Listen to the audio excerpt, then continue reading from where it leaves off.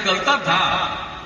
हम भी कभी निकलते थे, जाते थे, एमपी थे, केंद्र में भी थे और अपने इलाके में या पार्टी के तरफ से या कोई भी हमको कहीं बुलाता था, जाते थे तो देखते थे शाम होते होते एक आदमी नहीं रहता था।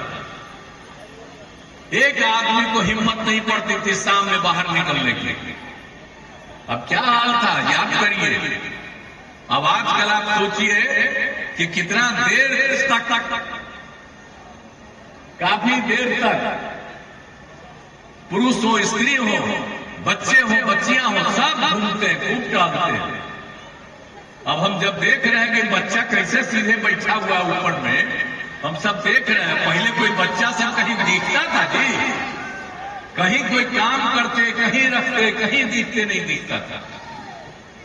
हम तो जब एमपी थे अपने इलाके में जब जाते थे तो जाने का कोई रास्ता रहता था। हम पैदल चलते थे, एक जगह से दूसरे जगह घूमते थे। तो ये हालत था पहले। लेकिन आजकल जब क्लेम करते हैं, हट गए तब बीवी को बना दिया, अब आजकल बाल बच्चा को, अब पैदा तो बहुत कर दिया।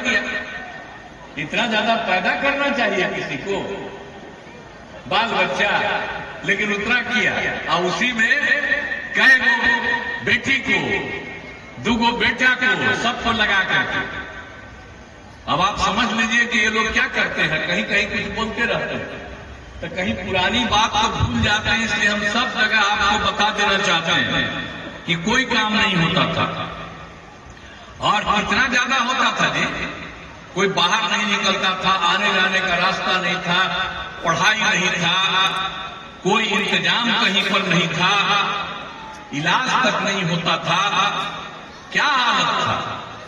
और उसके बाद आज जो लोग दावा करते रहते हैं कि मुस्लिम उनके साथ है, उनका है, तो जरा बता दें कि मुसलमान लोगों के साथ क्या किए थे।